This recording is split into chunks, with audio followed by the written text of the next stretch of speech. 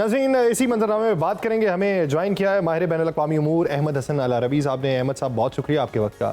अहमद साहब, इस वक्त जो मौजूदा सूरत हाल है, आप क्या समझते हैं कि मुज़ाकरात के हवाले से अगली तारीख के ऐलानात भी हो रहे थे और एक तरफ तेहरान, कुम और इस वक्त नजफ़ व करबला और फिर मशहद के अंदर जिस तरह का समा देखने में आ रहा है, इस मौके के ऊपर IRGC के रिटेलिएट करने की वजह क्या मंजर आम पे आती है?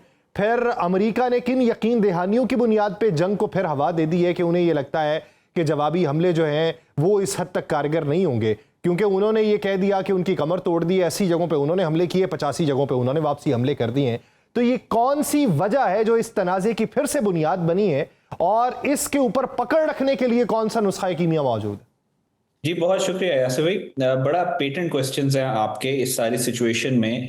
इसमें आप देखें कि इस वक्त जो सिचुएशन है ग्राउंड के ऊपर वो ये है कि जो MOU है वो साइन हो चुका और फिर उसके बाद एक पीस फ्रेमवर्क की तरफ चीजें जा रही।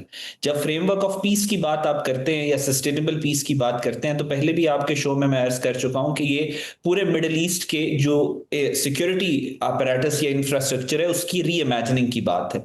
जब मिडिल ईस्ट के इंफ्रास्ट्रक्चर को री इमेजिन की बात करते हैं और अमेरिका ये जानते बूझते हुए टेबल पे आते हैं, इसका मतलब है अमेरिका भी एग्री करता है कि मिडिल ईस्ट में स्ट्रक्चरल चेंजेस की जरूरत है।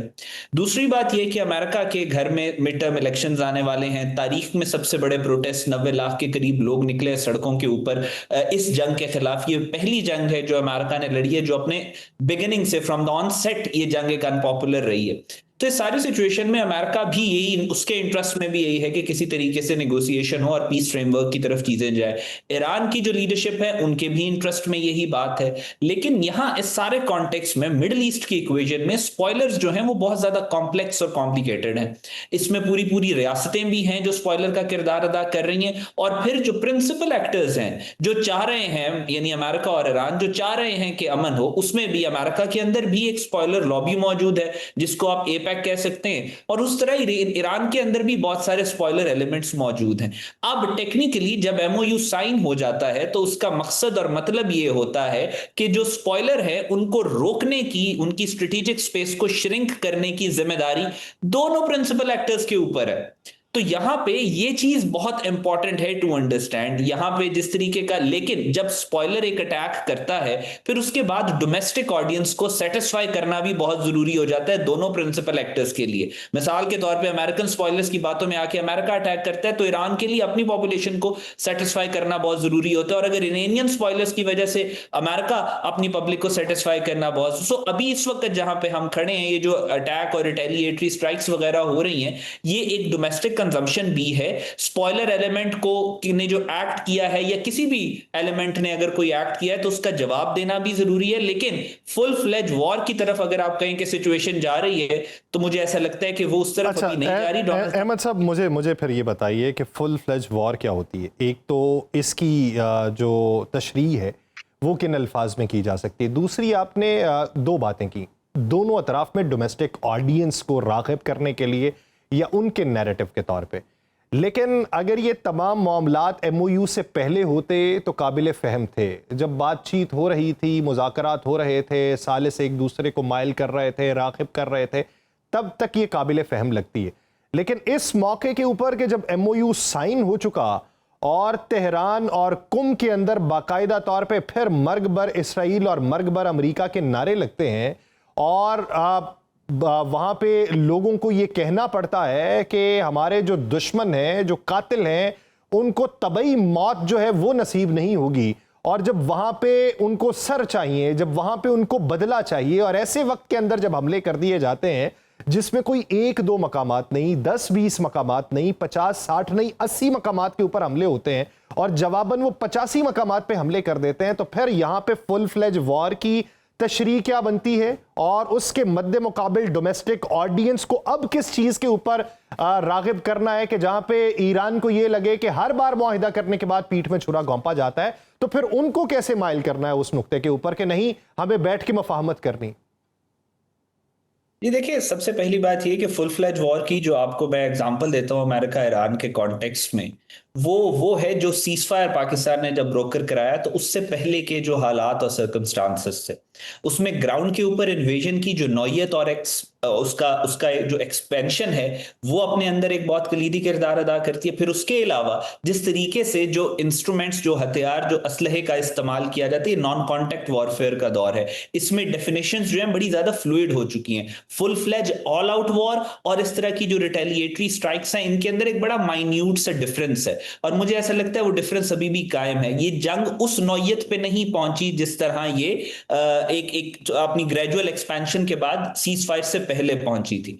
नंबर टू, जब अमेरिका और ईरान के रिलेशंस की आप बात करते हैं, तो इसका ये मतलब हरगिज नहीं है कि ये जो पीस का मेमोरेंडम साइन हुआ, ये एमओयू साइन हो गया, उसके बाद अमेरिका और ईरान के ताल्लुकात आपस में इतने अच्छे हो जाएंगे कि दोनों डोनाल्ड ट्रंप और पेज़ेश्कियान साहब ये आपस में निकलेंगे और ये कहेंगे attack on Iran will be consider attack on US and attack on US will be consider attack on Iran, और ज्वाइंट डिफेंस एग्रीमेंट हो जाएगा। ऐसा तो नहीं है। रियलिस्टिक बात यह है कि इस तरह की जो सीज फायर के बाद भी 4 से ज्यादा दफा इस तरह की रिटेलिएटरी स्ट्राइक्स एक दूसरे के ऊपर हो चुकी हैं, लेकिन that did not turn into a full fledge war, कि वो कंटिन्यूअस वॉर जो रहेगी।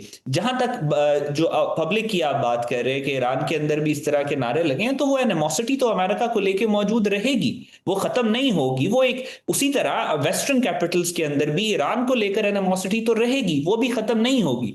लेकिन इस वक्त समझने की बात यह है कि अमेरिका के इस वक्त इंटरेस्ट में है कि अमेरिका मिडिल ईस्ट को छोड़े। डोनाल्ड ट्रंप यही कसम खा के इक्तदार में आए थे। पहली तकरीर में उन्होंने कहा था कि मैं मिडिल ईस्ट से अपनी फोर्सेस को निकालूंगा, अपना फुटप्रिंट जो है वो डिक्रीज करूंगा।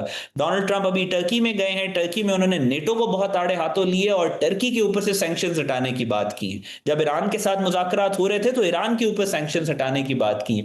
जेडी वेंस के बयान आप सुने तो वो इसराइल के खिलाफ बयान दे रहे हैं। सो इस सारे कॉन्टेक्स्ट में एक सीज फायर जो है उसको प्रोटेक्ट करना, आईआरजीसी या दूसरे एलिमेंट्स, जहां पे भी जो भी एलिमेंट ये चाहता है कि जंग फैले, वो नोइंगली और अननोइंगली इसराइल के एजेंडा के ऊपर या प्रो वॉर लॉबी जो अमेरिका में मौजूद है उसके एजेंडा के ऊपर काम कर रहा है। जंग रुकना, सीज फायर होना, दोनों पार्टीज को कॉम्प्रोमाइज करना पड़ेगा। जहां तक मुआहदा तोड़ने की बात है तो बेशक एक ट्रस्ट डेफिसिट मौजूद है इसराइल के होने की वजह से और अमेरिका के पास बिहेवियर्स की वजह से, लेकिन यह भी एक हकीकत है कि इस वक्त स्ट्रेट ऑफ हॉर्मुज के ऊपर जो जहाजों को टारगेट किया गया है वो अमेरिका ने नहीं किया, वो ईरान ने उसको शुरू किया, और उसमें अमेरिका के अलावा 3 और ममालिक हैं जिनके जहाजों को टारगेट किया गया। सऊदी अरेबिया के जहाजों को भी टारगेट किया गया, कतर के जहाज को भी टारगेट। आप देखें कतर और सऊदी अरेबिया से किस तरह के बयान आ रहे हैं। सो इस सारी चीज को रैशनली देखने की जरूरत है कि यहीं पे चीजों को कंटेन करना है। बाकी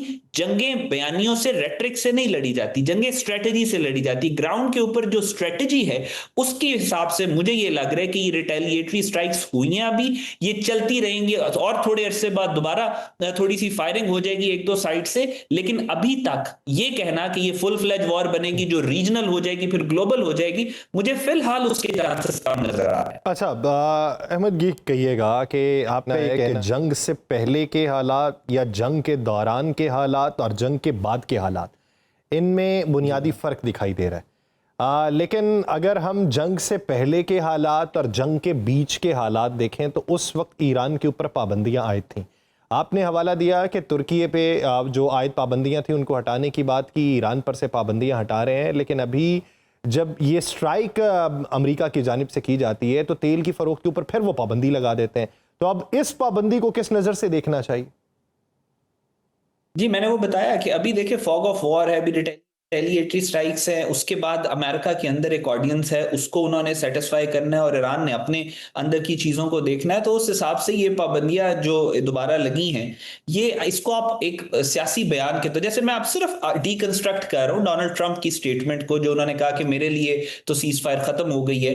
बड़ा केयरफुली उन्होंने लफ्जों का इंतखाब किया और उन्होंने कहा मेरे लिए खत्म हो गई। उन्होंने कोई ऑफिशियल बात नहीं की, जिस तरह से कोई प्रेस रिलीज होती है या जिस तरीके से आप ऑफिशियली कहते हैं कि सीज फायर खत्म होगी, उस तरीके से उन्होंने नहीं कहा। एक बयान दिया रेटरिक के तौर पे, और उसके साथ साथ ये भी कहा कि नेगोशिएटर्स, जो मीडिएटर्स हैं, वो बहुत अच्छे, बहुत काबिल लोग हैं और मैं उनसे दोबारा बात करूंगा। सो विच मींस कि डोनाल्ड ट्रंप। और दूसरी बात ये कि जब अमेरिका ने आप पिछले 6 महीनों में देखेंगे, जब अमेरिका ने अटैक किया ईरान पे, उन्होंने अटैक करने जब ये कहा है कि हम अटैक करेंगे तो उसके बाद अटैक नहीं किया। अटैक जिस तरह से लॉजिकल मिलिट्रीज करती हैं उन्होंने अटैक करने के बाद बताया कि हमने ये सारा कुछ कर दिया। सो अभी भी अगर ऑल आउट वॉर होनी है तो ये जो धमकियां चल रही हैं ये पहले भी इस तरीके की चल चुकी हैं। ग्राउंड के ऊपर अनटिल और अनलेस कोई चीज बहुत ज्यादा डिफरेंट ना हो तब तक हम ये बात नहीं कर सकते कि जंग दोबारा शुरू होगी। और जंग दोबारा शुरू अगर नहीं होगी तो फिर आपको वही जो पीस का मेमोरेंडम है, वही जो पाकिस्तान ने मीडिएट कराया, नेगोशिएट करवाया है, वही जो सैंक्शंस की बात है, वही जो सैंक्शंस रिलीफ की बात है, आपको उन्हीं चीजों की तरफ वापस आना पड़ेगा। यानी अमेरिका आपके चाहता है कि नजदीक आज जो बयान दिया गया है कि आज रात फिर हमले किए जाएंगे, तो आज रात हमलों के इम्कानात जो हैं वो 90% नहीं है। जी, मैं आपसे वही अर्ज कर रहा हूं कि अगर आप हिस्टोरिकली देखें तो जो इन्होंने डोनाल्ड ट्रंप ने जब बयान दिया है कि जंग होगी या मैं हमले करूंगा, जैसे इन्होंने राइजिंग लाइन 1 के अंदर इन्होंने कहा था इवैक्यूएट तेहरान, तो उसके 2 दिन के बाद इन्होंने पीस की बात करना शुरू हो गए थे। अभी भी इन्होंने कहा था the civilization will come to an end, लेकिन उसके बाद उस तरीके के अटैक्स नहीं हुए। अभी भी जिस पैमाने के ऊपर बयान दिए जा रहे हैं कि हम बहुत बड़े पैमाने के ऊपर हमले करेंगे और तबाही कर देंगे, मुझे नहीं लगता कि उस पैमाने के ऊपर हमले करेंगे। हां, क्योंकि बयान दिया हुआ है फेस सेविंग के लिए, कहीं पे इसी तरह की थोड़ी बहुत स्ट्राइक्स करके उसको कह देंगे कि हमने बहुत बड़े हमले कर दिए, दैट इज अ पॉसिबिलिटी। लेकिन अगर हिस्टोरिकली चीजों को आप देखें तो ऐसा पिछले 4 महीनों में, 5 महीनों में जो पैटर्न हमारे सामने आता है वो ये होता है कि सख्त बयानात को इस्तेमाल किया जाता है टेबल के ऊपर अपनी स्पेस को इंक्रीज करने के लिए, बजाय इसके कि उन सख्त बयानात के ऊपर अमल करके हमले किए जाए।